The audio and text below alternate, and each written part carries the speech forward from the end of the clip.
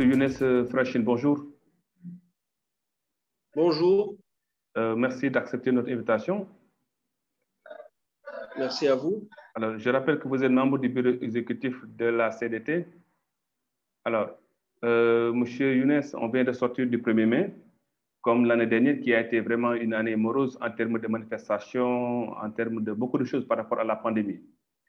Alors, les acteurs ont jugé l'ambiance terne par rapport aux revendications. Et d'ailleurs, beaucoup de syndicats sont revenus sur un problème, c'est-à-dire que le fait qu'aucune activité, depuis que le gouvernement a entamé le dialogue social, il n'y a pas eu d'avancée, il n'y a presque rien. Alors, est-ce que vous pouvez revenir un peu sur les dossiers aujourd'hui, des dossiers brûlants, des dossiers qui sont sur la table du gouvernement, auxquels vous attendez à des solutions, à ce que vos revendications puissent être prises en charge par le gouvernement? Merci pour l'invitation. Je crois qu'aujourd'hui, il y a le contexte de la pandémie. Et la pandémie a mis en évidence les inégalités déjà existantes et les a aggravées. Et ça aussi met à nu une situation de précarité dans les relations de travail. Ça a eu aussi un impact sur les entreprises et surtout sur le niveau social. Plus de 700 000 travailleurs ont perdu leur emploi et donc ont perdu toute source de revenus. Toutes ces questions, je crois que méritent d'être discutées et débattues dans le dialogue social. Je crois que ce sont les priorités d'aujourd'hui. Aujourd'hui, il faut donner la priorité aux questions sociales du contexte de la pandémie. Bien sûr, il y a d'autres questions concernant l'application du Code du travail, concernant les accords du 26 avril et les autres accords aussi, surtout l'alignement entre le SMIC et le SMAG et d'autres questions. Mais je crois que la priorité aujourd'hui, c'est des questions qui ont été mises en évidence par la pandémie, par le contexte de la pandémie. Alors, quelles sont les questions cruciales, les questions fondamentales sur lesquelles vous butez par rapport au dialogue avec le gouvernement? Parce qu'il y a pas mal de dossiers quand même que vous avez cités, mais quels sont les vrais dossiers qui empêchent en fait la progression du dialogue social? Ce qui empêche en fait le dialogue social, je ne crois pas que c'est la divergence entre nous sur les questions prioritaires. Mais c'est parce qu'on est devant un gouvernement qui n'a pas la culture du dialogue social. Le dialogue social, vous savez, c'est une approche stratégique. Et je crois qui est l'approche la plus importante pour assurer une croissance économique, un développement inclusif, une justice sociale. Et c'est un pilier aussi de la construction démocratique. Je crois que ce gouvernement, d'ailleurs, ce gouvernement et le gouvernement précédent aussi, malheureusement, au cours de ce mandat gouvernemental et du mandat précédent aussi, cette l'expérience que le Maroc a accumulée depuis 1996 a été torpillée, je vais dire, et le dialogue social a été gelé et vidé du contenu de négociations sur des questions sociales fondamentales. Donc, en ce temps de crise, jamais le dialogue social n'était aussi important. Donc, mais l'absence comme j'ai dit, de culture de dialogue dans ce gouvernement, il s'est confirmé pendant la phase pandémique. D'ailleurs, le mouvement syndical a été exclu du comité de veille économique, CVE, et pratiquement ce gouvernement a enterré le dialogue social sur tous les niveaux, soit le niveau central, le niveau sectoriel et le niveau territorial. Donc, le problème n'est pas dans comment classer ou bien les questions prioritaires, mais surtout la culture de dialogue chez le gouvernement et la conception aussi de la démocratie.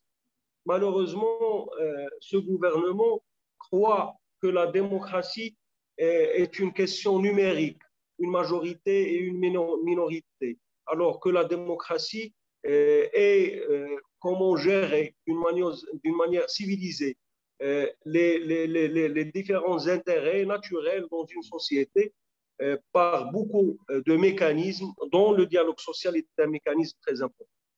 Alors, effectivement, que vous dites que le gouvernement n'a pas la culture de la démocratie dans le dialogue. Mais est-ce qu'on ne va pas rester dans cette situation? Parce qu'il faudrait quand même avancer. Parce qu'il y a le CVE qui a été mis en place avec le patronat, où on a parlé des contrats. Il y a des licenciements que vous dénoncez qui ne sont pas vraiment, c'est des licenciements injustes. Est-ce qu'aujourd'hui, les centrales syndicats vont croiser les bras et regarder le gouvernement dérouler? Qu'est-ce que vous comptez faire pour corriger tous ces impairs que vous venez de citer? La solution, c'est on a envoyé au ministre de l'Emploi pour faire un dialogue aussi entre patronat et syndicats directement, surtout au niveau local où il y a beaucoup de conflits. Mais en fin de compte, on va lutter. On va continuer à lutter pour défendre les intérêts des travailleurs. Aussi, on a envoyé des lettres et on a refusé un dialogue social qui va se transformer en des sessions de consultation.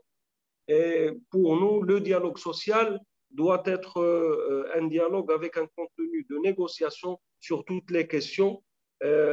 Aussi, le dialogue social, on le considère comme le cadre naturel de discussion et de négociation et de consensus sur toutes les lois et questions sociales. Et là, je parle notamment de la loi organique relative au droit de grève, parce que c'est la méthodologie qui a été adoptée dans l'élaboration du Code du travail. Et donc, c'est pourquoi nous refusons aussi de contourner l'institution de dialogue social et de passer les lois directement au Parlement pour exploiter la majorité au sein de l'institution législative. Donc, tout ça, on propose, on a envoyé des lettres, on discute, mais en parallèle de ça, on continue de lutter. On a organisé des sit-ins le 20 et 21 février de cette année et on va continuer à lutter pour défendre les intérêts des travailleurs en général. Voilà. Alors, votre rapport avec le patronat, avec la CGM, à qui vous avez en fait pointé du doigt par rapport à beaucoup de choses, beaucoup de griefs aussi. Quels sont vos rapports? Est-ce que vous avez en fait un retour positif par rapport à ce qui se fait là-bas, par rapport aux employés, aux contrats qui sont aujourd'hui en mal en point par rapport à la pandémie? Quels sont vos rapports?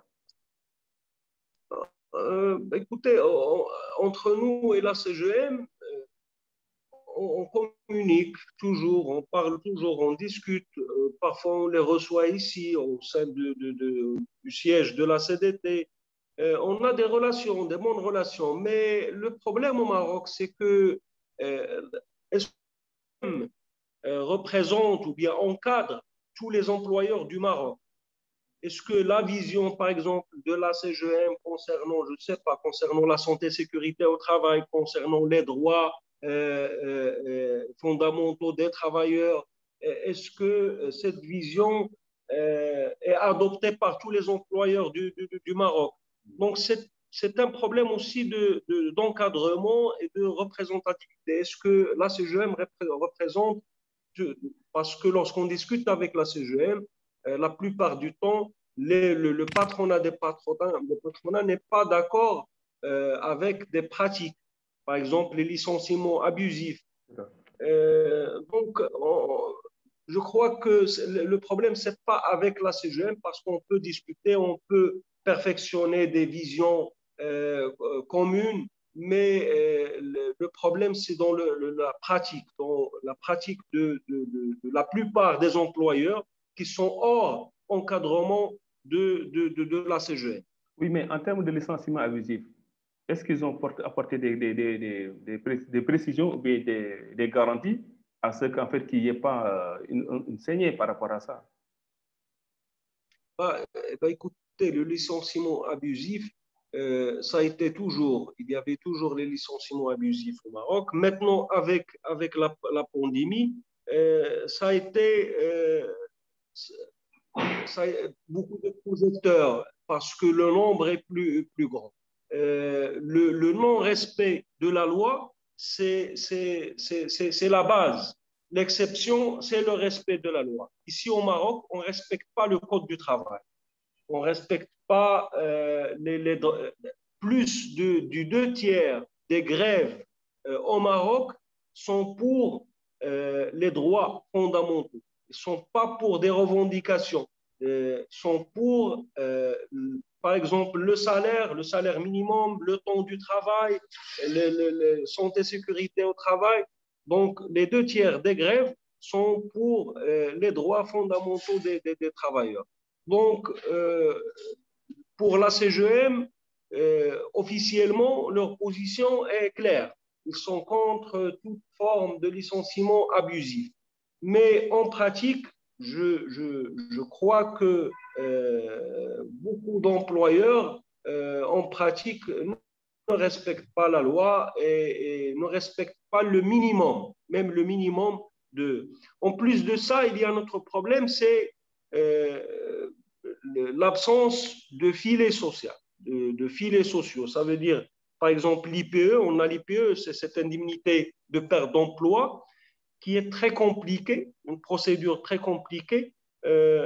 Pratiquement la moyenne de 30 000 demandes pour bénéficier de l'IPE, seulement 10 000 qui en bénéficient. La moyenne, je vous donne la moyenne de 10 ans, de dernières 10 ans.